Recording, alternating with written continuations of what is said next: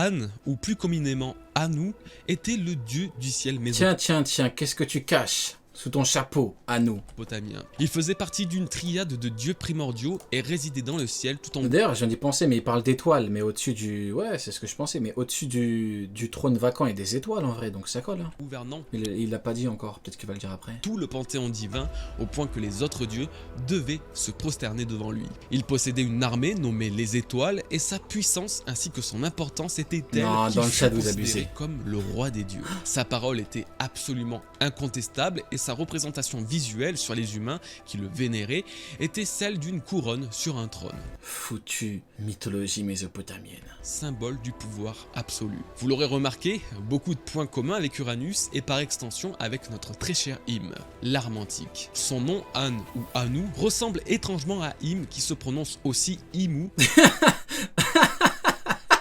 Non, c'est pas drôle, mais il y a un mec qui a dit Anu égale Sengoku. Non, vous êtes des gamins. Franchement, arrêtez, s'il vous plaît, arrêtez, je peux pas me concentrer. C'est vrai, c'est pas drôle, mais c'est... Mais moi, ça me fait rire. Non, c'est trop... Non. Non, c'est une dinguerie. Non, c'est une dinguerie. Arrêtez 2 secondes, arrêtez. Omaji. Il était l'un des 3 dieux primordiaux de sa mythologie. Je vais pas pouvoir continuer. Non.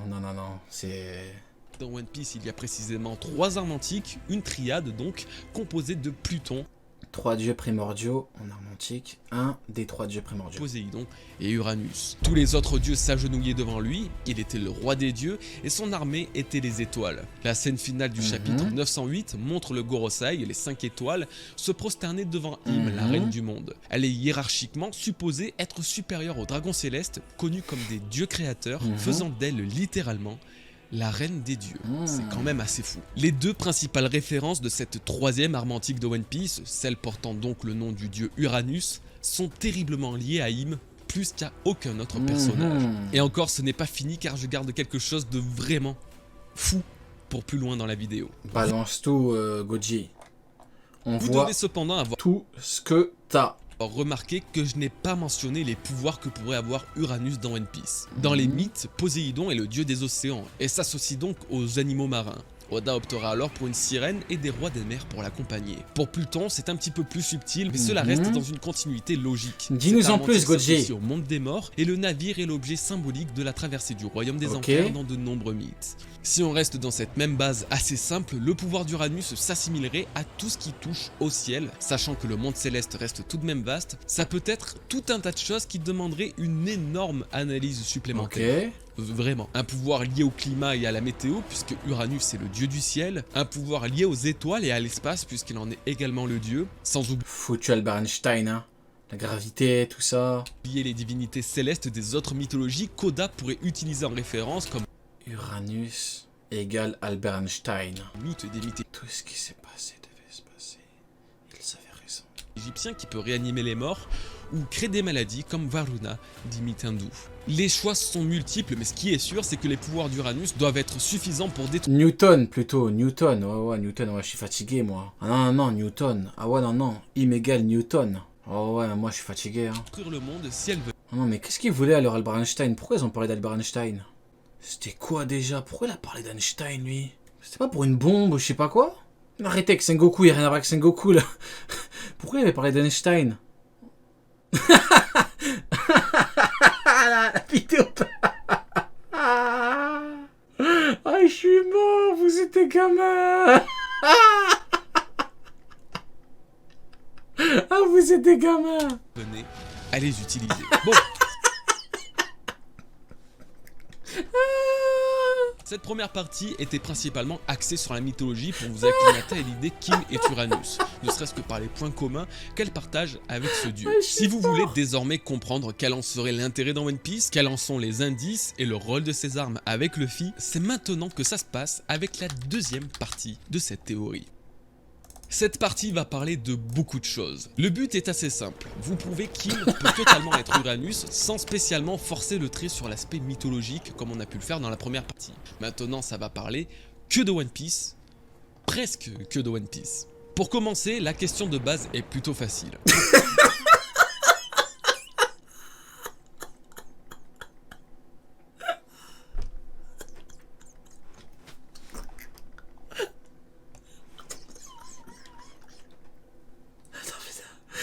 il a dit quoi?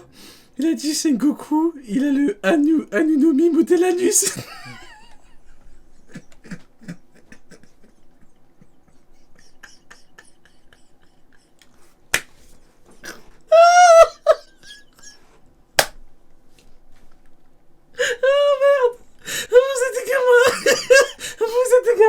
Ah non, non, non, t'es un enfoiré.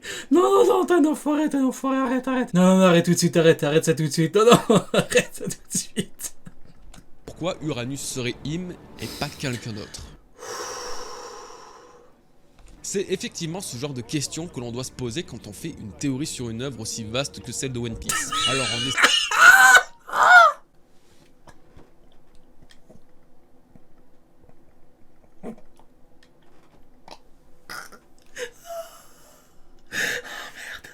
Oh putain de merde. Oh non, c'est trop. Non, non, non, c'est trop, non, non. Non, non, non, c'est trop. Je sais reconnaître les dingueries quand je les lis, mais c'est une dinguerie ça. Essayant tant bien que mal de se mettre à la place d'Oda, pourquoi aurait-il choisi de placer une arme antique ici? Et pourquoi... Ah, je coupe le micro là. L'un des arguments les plus simples mais aussi les plus efficaces pour justifier la présence de cette divinité sur Marie-Joase, la répartition des puissances. On nous explique que les armes antiques sont capables de détruire le monde et par conséquent de chambouler tout un équilibre. On sait aussi que Poséidon est entre les mains de pirates, donc Luffy, puisque Shirahoshi et les hommes poissons sont alliés. Non, non, non, on peut pas continuer dans ces conditions, non, non. Non, non, non, on reprendra la prochaine fois. Hein. Non, non, on reprendra, je crois, demain. On peut pas continuer dans ces conditions, non, non, Non, non, c'est... Non, c'est une grosse dinguerie. Non, vraiment, je me calme 2 secondes, attendez. Voilà, on se calme. À ce dernier. Si les deux autres armes antiques finissent par tomber dans les mains d'autres pirates, ou même des révolutionnaires.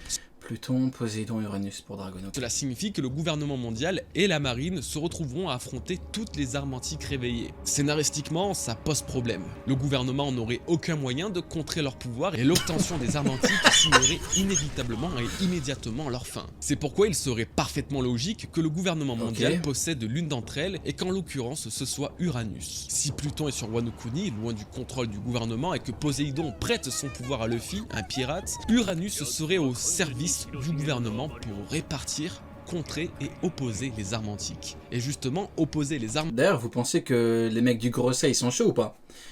Est-ce que vous pensez que c'est des vrais bagarreurs et tout?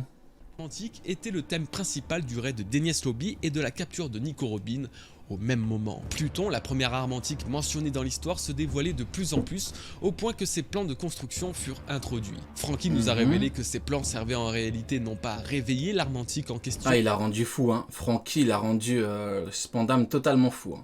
Mais a créé une force d'opposition dans le scénario où cette arme antique venait à se réveiller. En gros, si le gouvernement mondial mettait la main sur l'une... Ah ouais, il y a beaucoup de fraude, hein. Fraude. Ok. Des armes antiques, alors les plans de Pluton devront être... Gouvernement mondial possède une arme antique. Les plans de construction de Pluton utilisés pour créer une nouvelle... Ok. Utilisés pour créer une autre arme capable de la combattre. Il y a déjà plus de 15 ans, au début de l'écriture de son folklore sur les armes antiques... Oh, je viens de penser à un truc. Mais Spandam, quand il a poussé Franky... Franky, il a failli voir le One Piece. D-Nice. Vu que le One Piece il est sous Enies Lobby, s'il était tombé, il aurait vu le One Piece. Incroyable. Oda avait donc déjà l'idée que ces armes pourraient s'affronter. Le Gorosei, c'est une réunion d'alcooliques anonymes. Croyant pouvoir purger le monde. Et pourraient être utilisées l'une contre l'autre. Serait-ce... Franky, il a failli devenir le roi des pirates grâce à Spandam. Incroyable.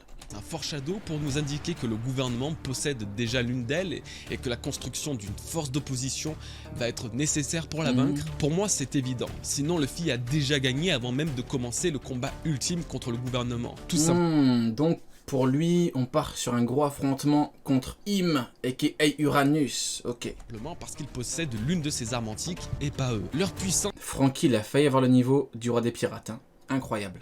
doit être répartie au maximum pour équilibrer les rapports de force. Quiconque aura l'avantage d'une arme antique gagnera alors immédiatement. Oda se doit de les répartir de la meilleure des façons. Bon, ça c'était l'un des principaux justificatifs se reposant sur le déroulement du scénario, et c'est également l'un des arguments qui m'avait encore plus poussé à l'époque de penser qu'Im était une arme antique. Alors ok, jusqu'ici on a vu les références mythologiques, on a vu la logique de répartition des puissances, mais finalement, que nous laisse transparaître Im, la principale intéressée? Avec ses deux seules apparitions, a-t-elle fait ou dit quelque chose qui pourrait nous aider à la relier à cette arme antique? Non, le palmarès de Im, il est catastrophique. Hein. Pour le moment, même Mihawk, il a le meilleur palmarès. Hein. Faut être honnête. Hein.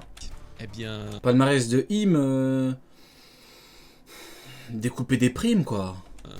C'est au chapitre 908 que métro tramway bus jusqu'à présent. C'est dans ce chapitre que nous la voyons résider dans la chambre fleurie au château Pangea, et c'est également ici que l'on peut découvrir son intérêt pour 4 personnages, Phi, Teach, Poséidon et Vivi. À mon sens, ce passage démontre les objectifs, les craintes et les attentes d'Im, et ce qui me pousse à réfléchir ainsi, ce sont les photos des deux princesses, plus particulièrement celle de Shirahoshi. Elle est Poséidon, elle est la première arme antique dévoilée et éveillée dans One Piece. C'est véritablement sa seule particularité, et l'épée plantée par Im dans son portrait laisse totalement penser qu'elle est consciente de qui elle est. Comme si Uranus, donc Rebecca... Enfin, Rebecca, que serait Im, craindrait la réapparition, le réveil d'une puissance capable de la vaincre, à savoir une autre arme antique, et aurait pleinement conscience de qui est réellement Shirahoshi, l'une de Sengoku a imprimé les photos de ses plus grandes rivales. Et Vivi n'est pas en reste non plus. C'était pas une princesse comme les autres, car sans pouvoir affirmer ou non qu'il s'agit d'une arme antique également, ce que je ne pense pas personnellement, elle est malgré tout liée à l'une de ses puissances qui n'est nulle autre que Pluton. Sa famille possède le poneglyphe censé tout révélé à propos de cette arme antique, d'autant que le Gorosei précise que le roi Cobra aurait découvert quelque chose. Ma théorie sur ce quelque chose serait que le roi Nefertari, se sentant proche de la mort, ait pu dévoiler... Foutu pour foutu, Cobra. Hein. Il a bien vieilli par contre le frérot. Hein. ce secret à son unique fille. Palmarès de Cobra. C'est quoi son palmarès à lui? Il s'est fait éliminer? Eh ben...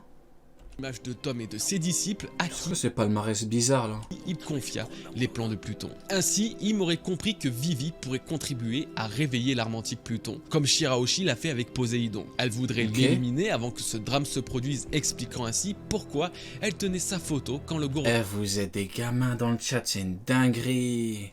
Il lui a demandé quelle lumière devait disparaître. La plus puissante des 3 armes portant le nom des dieux voudrait empêcher la réapparition de ses 2 plus grands rivaux, Pluton et Poséidon, et ainsi continuer à dominer le monde. Le moment est venu pour moi de dévoiler l'entièreté de cette théorie, le pinacle de toute cette vidéo. Oh, il va tout donner là. Là, il va tirer au bazooka là. Bou bou bou bou. Et vous êtes totalement pris pour ça, puisque depuis le début, tout ce que je vous ai expliqué et dévoilé n'avait comme objectif que de poser les bases pour le reste de cette théorie. Ah ouais? Ok, donc là on a toutes les bases. Maintenant il va rentrer dans le vif du sujet. Let's go Goji. Ouais Goji. Il y a 900 ans, une guerre éclate entre une alliance de 20 puissants pays contre le plus grand royaume de cette époque. Un royaume d'un très grand pouvoir qui, tout en se sachant entouré d'ennemis, éparpilla des poneglyphes à travers le monde afin que son histoire soit un jour mise en lumière par ceux qui auront le courage de les déchiffrer. À la tête de cette nation se trouvait un dénommé Joy Boy, un être c'est Izo, je rêve. Lumineux et déchiffré. À la tête de... C'est Izo, non? Est-ce que c'est lui? C'est Izo, non? Tout à l'heure, il a mis Fukurokuju, là, il met Izo. Tu crois que tu vas nous arnaquer ou quoi, Goji, là? Qu'est-ce que tu fais? Prochaine fois, tu vas nous mettre Sengoku, non? Qu'est-ce que c'est que ça? Il va nous mettre Anu? Il va nous mettre Sengoku?